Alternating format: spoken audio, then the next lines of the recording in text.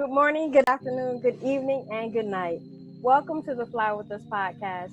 This podcast is bringing the art of conversation, self love, self care, mental health care and protection, life lessons, love lessons, and everything in between.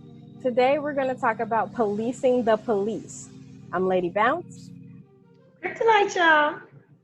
All right, so we've seen in the news lately some things that are disturbing. You got a mindfulness minute to go with it all. Yes. Okay, so here we go with the mindfulness, all right? To embrace our true nature is not to deny that racial injustice is not pandemic in society or that certain racial groups are not in fact targets of harm. It's about embracing the truth of what is actually happening in the moment with an understanding of its nature. It is impossible to be unbiased when we are unaware of how we have been conditioned in racial likes and dislikes, fears, aversions, and judgments. In other words, racial distress is a real experience, and how we relate to racial distress is habit. Instead of being fearful of other races or convinced we know everything we need to know about race, an exploration of racial conditioning or habits of mind can be a gateway to deepening our understanding of humanity. We are shaped by our conditioning, but we are also shaped by wise understanding and the quality of our awareness. When we are unaware of the nature and impact of our actions, we cause much unintentional harm. Entrenched beliefs and closed minds are what wars are made of. Our challenge is to become more aware. Mindfulness meditation is a practical way to transform our understanding and actions. It is not just a technique or mental exercise, it is a radical practice of self-compassion and respect that supports us in softening the rough edges of racial distress so we can untangle our habits of harm and respond to racial distress more wisely. I will go as far as to say that we need these practices to support us in staying present to the horrors of racial suffering and to experiencing freedom from it. Yes, I said freedom. Knowing from the inside out, momentary freedom is a potent stabilizer when facing racial distress. Another way to say this is that through mindfulness practice, we can know increasing moments of freedom within racism and despite it. This law of all existence is difficult to grasp in the heat of racial distress. However, with mindfulness practice, we begin to recognize through our direct experiences that we can know a deeper freedom, a freedom that is not dependent on outside circumstances being different. Addressing racism requires a multitude of individual and relational interventions. Sometimes we need to speak out and organize with others to resist systems of oppression. There are also times when we may need a good psychotherapist to examine our stories, unpack our traumas, and recognize the relational source of our wounding. The end. That was deep. Word. And that mindfulness minutes comes from a book by Ruth King.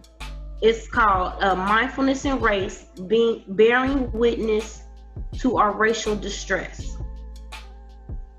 I have to write that down. Glad I could bring something to the table, girl. I like it. So, and like we talked about at the beginning of the show, these new, I don't know, I was talking to Jay about it, and I was like, police brutality has always been around, but this seems like a new police brutality.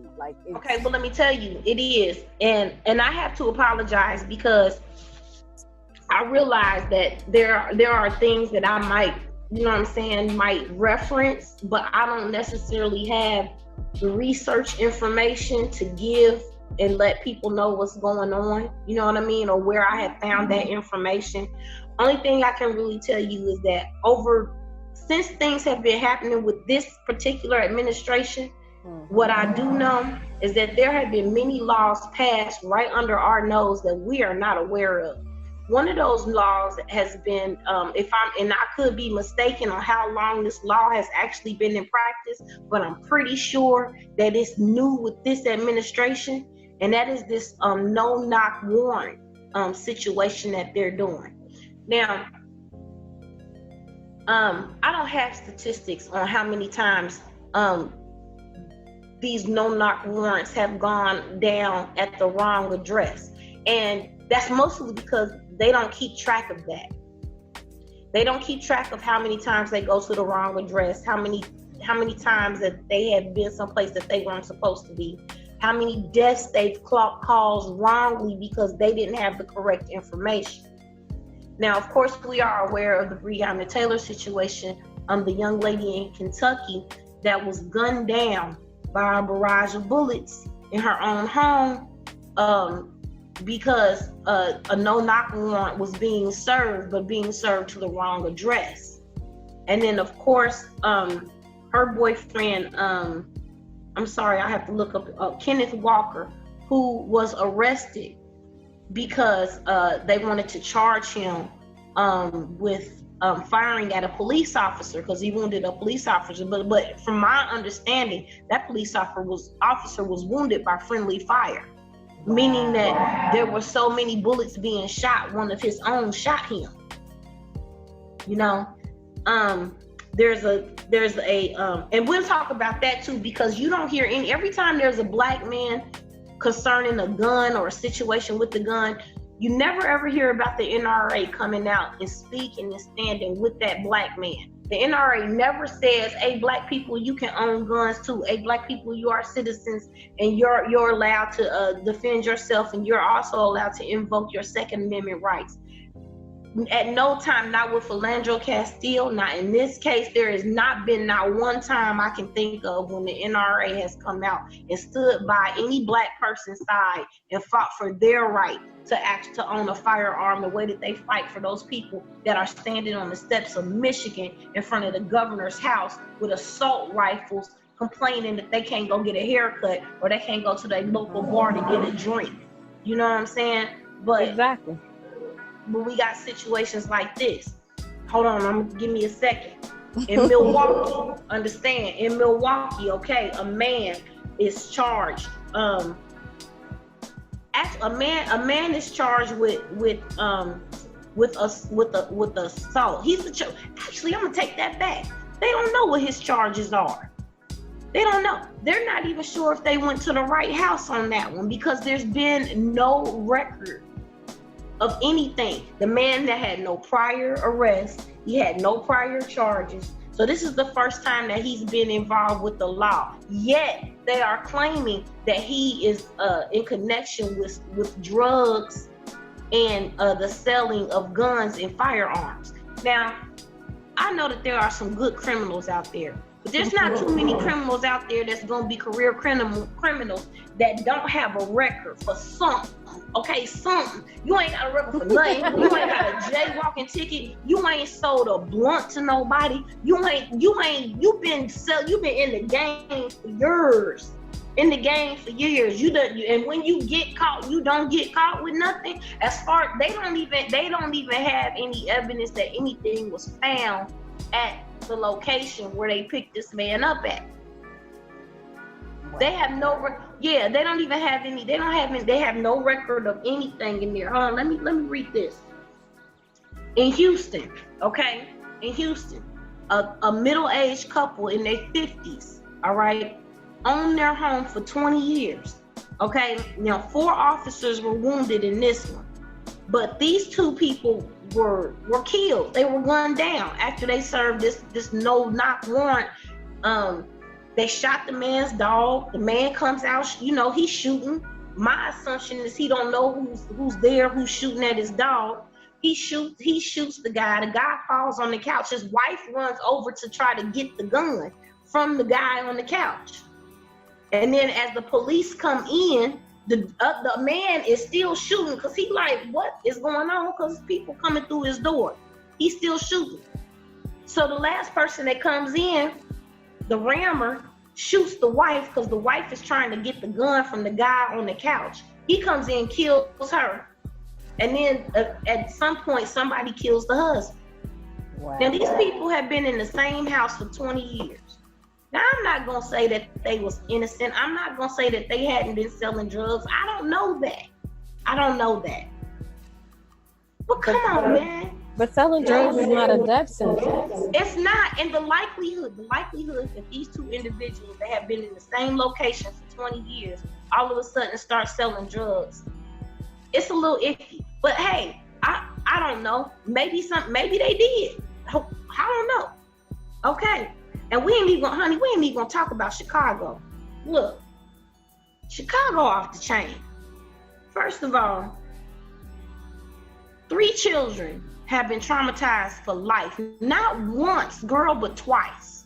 The Chicago police go into these children's home. Their mom is at work. She's about to get off work. She on her way home. They go in here into this house. It's a 14-year-old, a 7-year-old, and an 11-year-old at home at the time.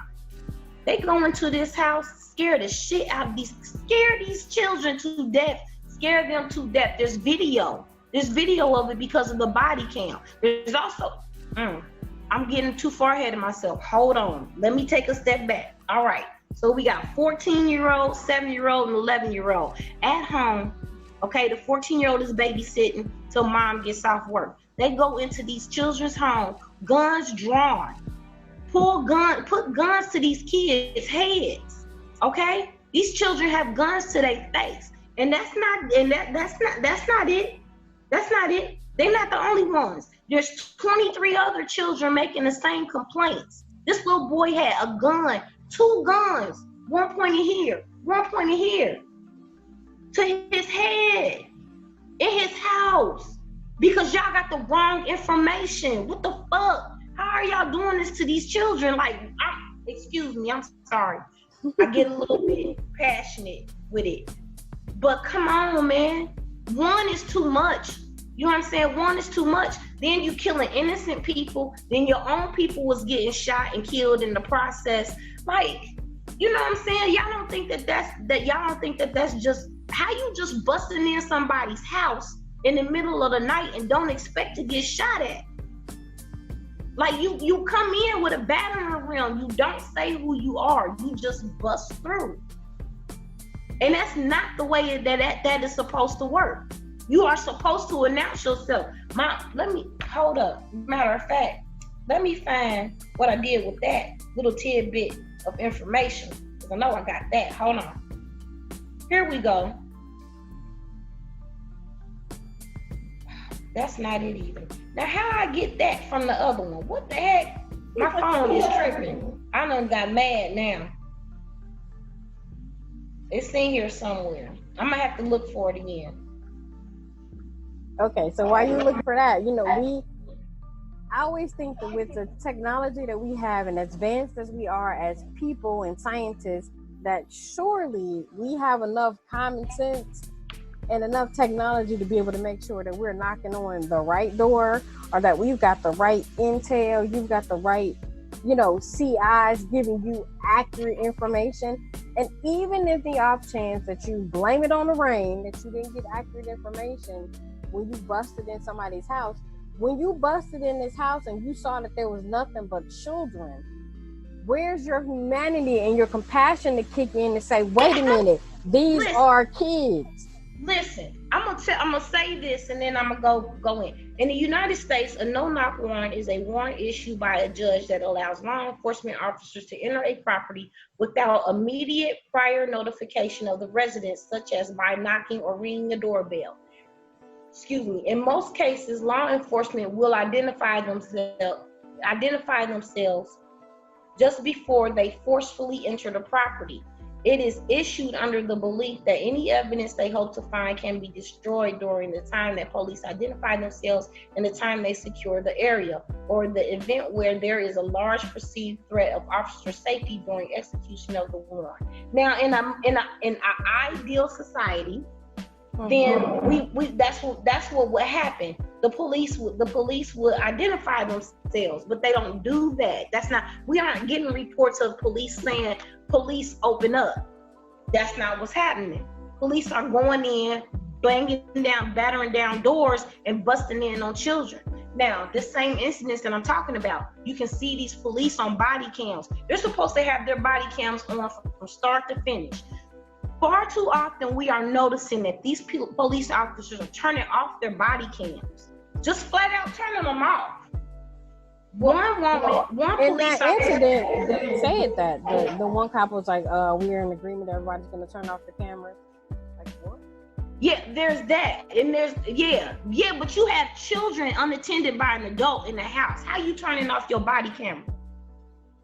There was one incident where a police officer. Oh, that's a whole nother. I don't know if I gave you that video where this police officer decided to pursue a 15-year-old boy on one of them ATVs, and he was in pursuit of this boy, and the little boy flipped. His ATV flipped, killed him instantly. He dead.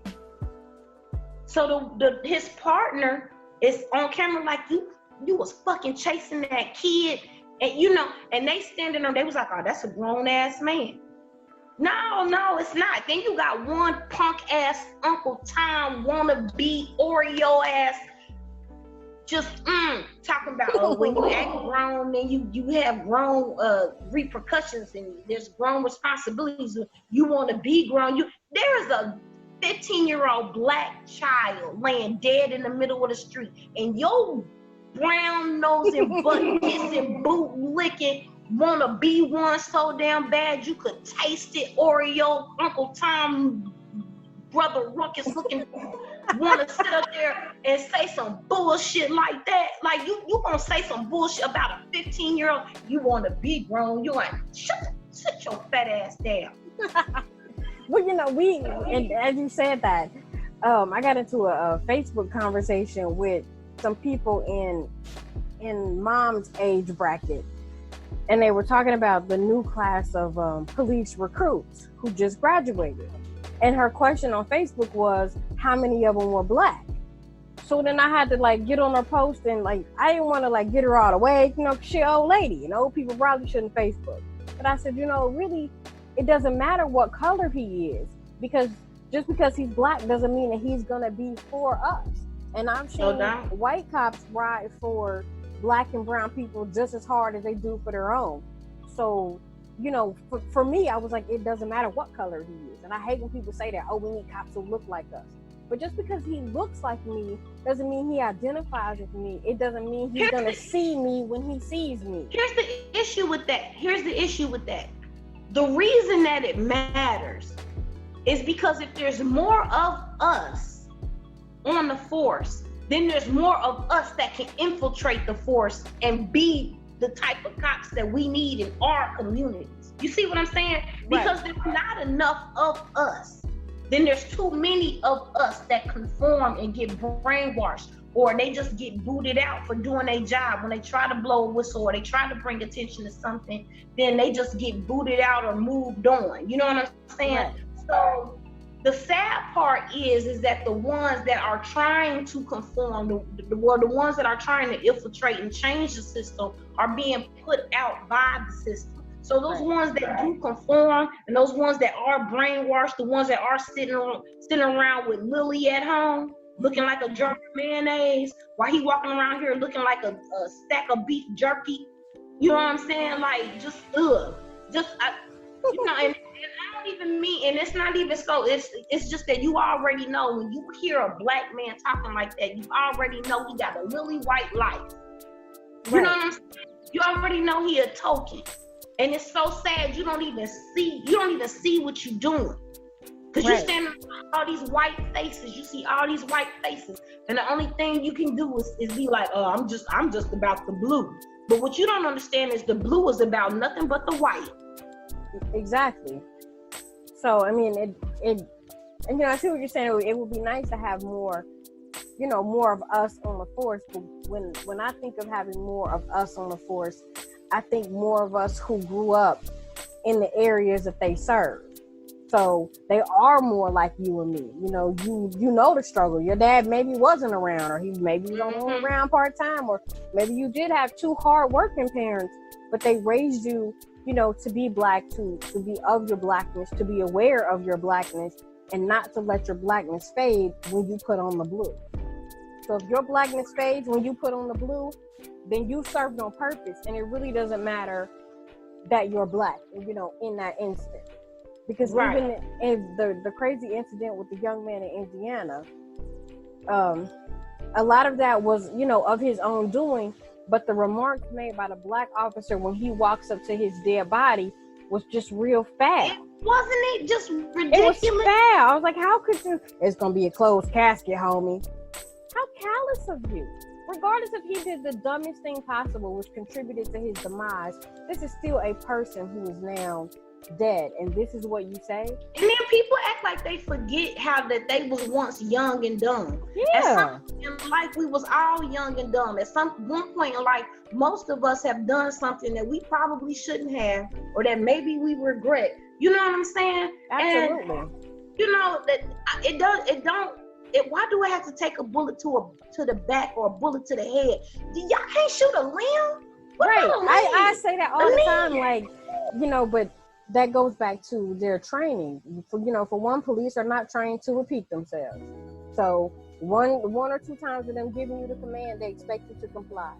And then they aren't taught to shoot to wound. They are taught shoot to kill, center mass, headshot.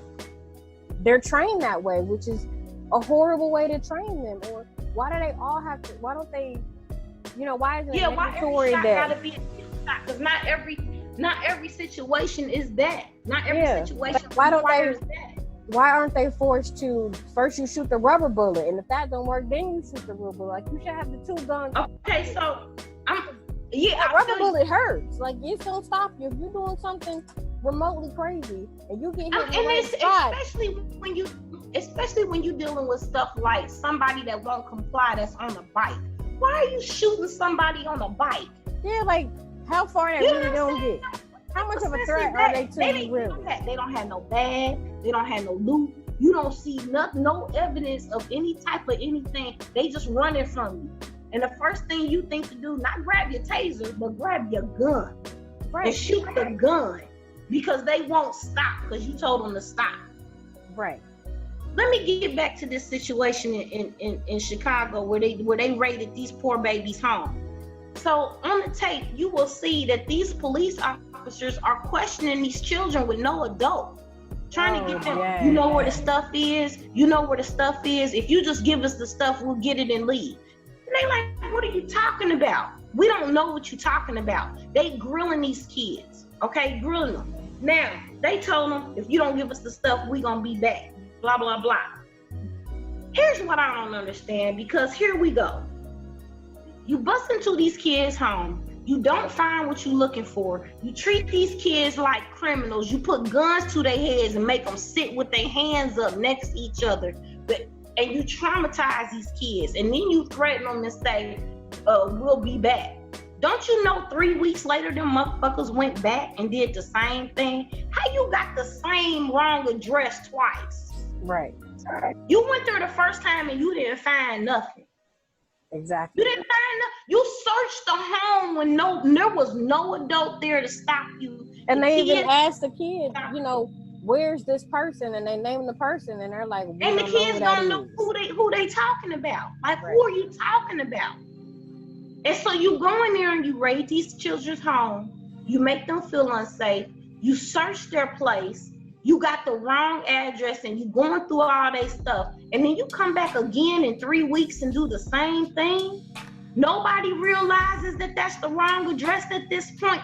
After you done fucked up the one time, you go fuck up again because you didn't check your first fuck up. Right. How you go back to the same address in less than 1 month? The same wrong place in less than a month? How does that happen?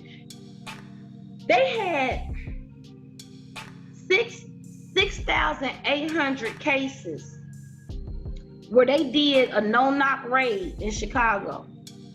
Out of them 6,800 cases, 3,000 of those cases ended up in no arrest.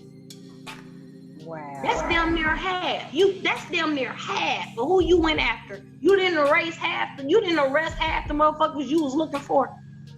Wow. So how many of those was you in the wrong place?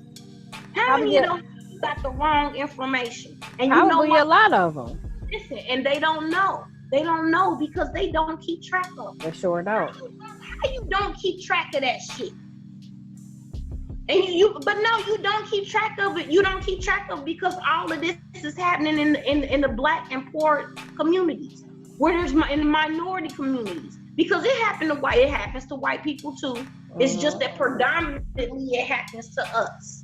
You know what I'm saying? It mostly happens to us. But don't get it twisted because white people is in there too. If you poor and you white, you gonna get it too. But you don't see them doing no knocks on people in the rich neighborhoods. And hell, if they went to half of them jokers' houses, they'd find every damn thing they was looking for. Oh yeah.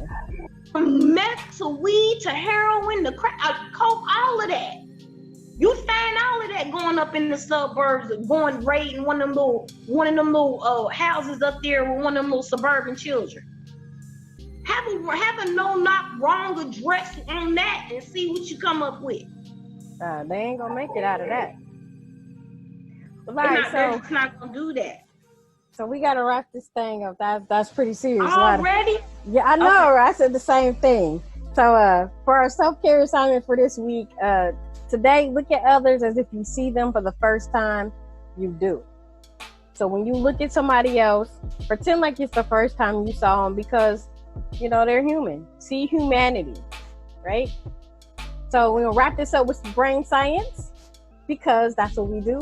So we know that the police have the ultimate power, or so they believe.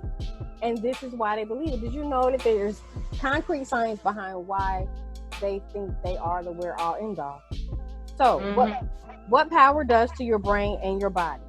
So from the bully on the playground to the bigwig in the corner office, power dynamics are everywhere in our lives. People are starting to wonder, is there something about the rush of being empowered that leads people to commit despicable actions? Science suggests that there are unusual things happening in the brains of power holders.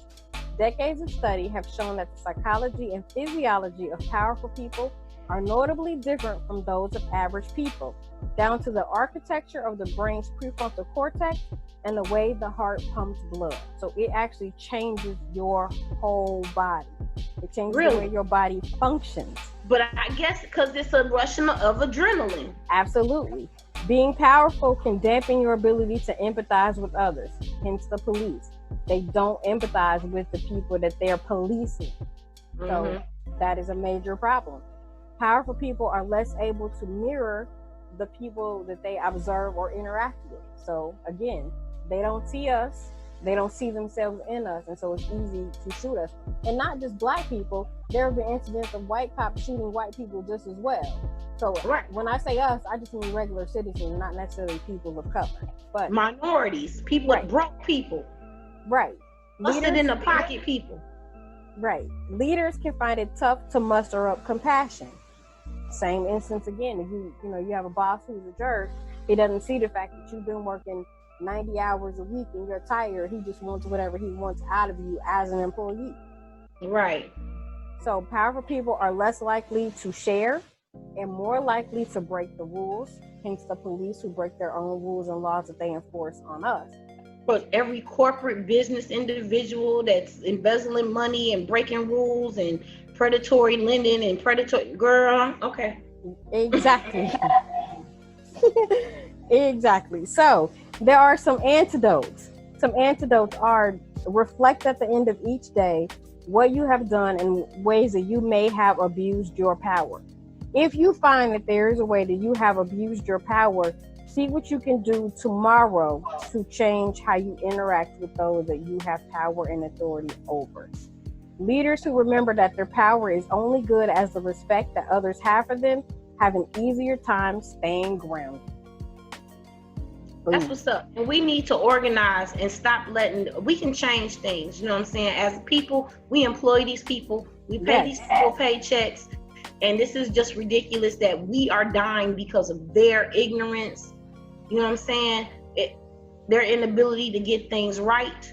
So we need to start standing up for ourselves and organize. When one of us goes down, that's a reflection of how they're going to treat all of us. So we need to get on that, because this no-knock stuff, going into the wrong place, traumatizing our children, terrorizing our neighborhoods, that needs to go away.